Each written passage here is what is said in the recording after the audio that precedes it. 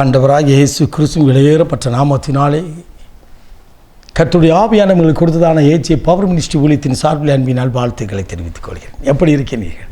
எனக்கு அருமையானவர்களே, இந்த புதிய நாளில் கர்த்தர் நம்மை சந்திக்கும்படியாக கிருபை தந்திருக்கிறார். அல்லேலூயா. கர்த்தர் கொடுத்த வார்த்தையை நாம் தியானிப்போமா?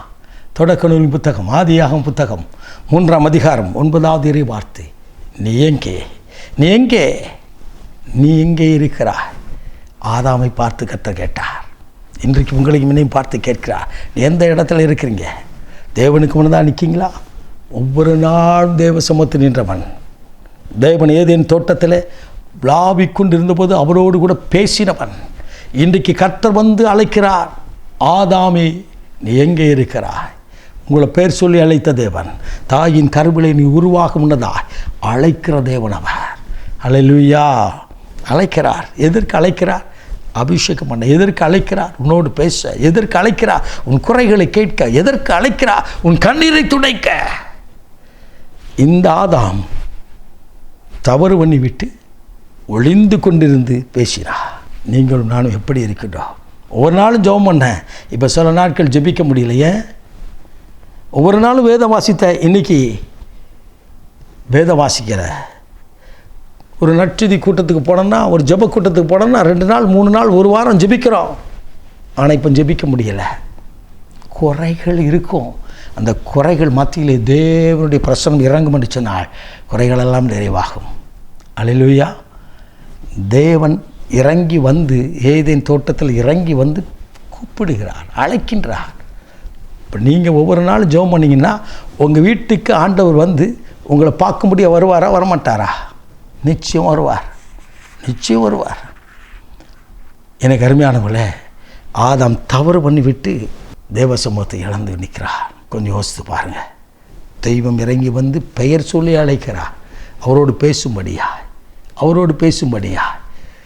ஒரு கூட்டத்திற்கு கடந்து போயிருந்தேன். நான் ரட்சிக்கப்பட்ட புதிய நாட்கள் அது. அந்த இடத்திற்கு வந்த ஊழியக்காரர் ஒருவர் வந்திருந்தார். அவருடைய பெயர் அருள்ராஜ். ASKR கல்யாண மண்டபத்தில் அந்த கூட்டமானது நடைபெற்று கொண்டிருந்தது. அந்த கூட்டத்தில் செய்தி கொடுத்துக்கிற மனிதன் செய்தி முடித்துவிட்டு ஜெப வேளையிலே ஒருவர் பெயர் சொல்லி அழைத்தார். தம்பி, நீங்கள் இப்படி இருக்கிறீங்க, உங்களை குறித்து கர்த்தர் பேசுகிறார்.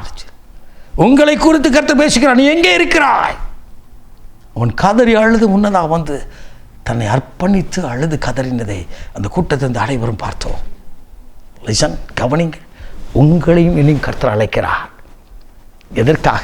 ஒவ்வொரு நாளும் நீங்கள் தேவனோடு உறவு கொண்டீர்கள், உடன்படிக்கை நிமித்தம் அவரோடு கூட பேசினீர்கள், ஆராதித்தீர்கள். இன்றைக்கு எந்த நிலையில் இருக்கின்றீர்கள்?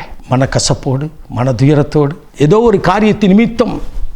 ஒருவர் இப்படி சொன்னார், பிரதர் ஏன் ஆலயத்துக்கு வரலன்னு கேட்டேன். ஒவ்வொரு நாளும் வருவீங்களே, ஏன் வரலன்னு? இல்லை பிரதர், ஒரு திருமண வீட்டிற்கு போனேன், ஒரு பார்ட்டியில் அட்டன் பண்ணேன், என் மனசு வலிக்குது, ஆண்டவருக்கு முன்னால் வர முடியல. இப்படி பின்னிட்டு போன சூழ்நிலையும் கர்த்தர் மறுபடியும் தூக்கி நிறுத்த அவர் வல்லவராக இருக்கிறார். உங்களை பெயர் சொல்லி அழைத்து கூப்பிடுகிறார். நீ எங்கே இருக்கிறார்? நீ இருக்கிற இடம் எங்கே? நீ இருக்கிற லொக்கேஷன் எங்கே? அவர் பார்க்கிறார், அவர் அழைக்கிறார். எதற்கு? உன்னை மாற்ற, உன்னை உருவாக்க. ஆளுகை திறனை கொடுத்திருந்த ஆதாமே எல்லாவற்றையும் இழந்து ஆண்டவருக்கு முன்னதான் நிற்கிறார். நான் நிர்வாணி என்று ஒளிந்து கொண்டிருக்கிறேன்.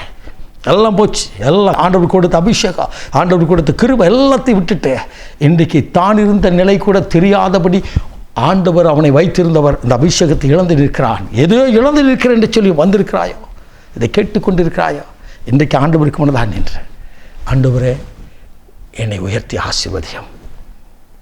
வேதம் சொல்கிறது, அவன் அறிந்து கொண்டபோது, அவன் நிர்வாணி என்று அறிந்து கொண்டபோது தேவன் ஒரு ஆடையை கொடுத்தார் என்று சொல்லி உனக்கு ஒரு அபிஷேகத்தை கொடுத்து உன்னை உயர்த்தி வரங்களை வல்லமையை கொடுத்து உயர்த்தி ஆசீர்வதிக்க அவர் வல்லமை உள்ளவராக இருக்கிறார். நீ எங்கே இருக்கிறாய்? தேவ சமூகத்தை விட்டு பிரிந்து போனாயோ?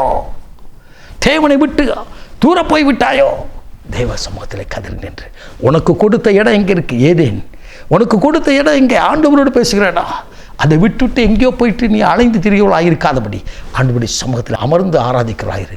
நிச்சயமாக கர்த்தரால் ஆசீர்வதிக்கப்படுவீர்கள்.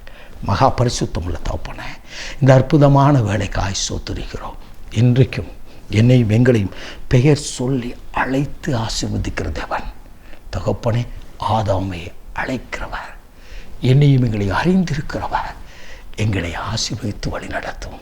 ஒவ்வொரு விழுந்து போன தாவீதின் கூடாரத்தை மறுபடியும் தூக்கி நிறுத்தும். ஜெபாக்கினி இல்லாதபடி தகப்பனை இழந்து நிற்கிற பிள்ளைகள் மேல் ஜெபாக்கினியை கொடுத்து பரிசுத்தாவின் பலமையால் நிரப்பி மறுபடியும் தூக்கி நிறுத்துவீராக. ஆசீர்வதியும். இயேசு ரட்சகரின் விலையேறப்பட்ட நாமத்தில் பிதாவே, ஆமென். ஆமென். God bless you.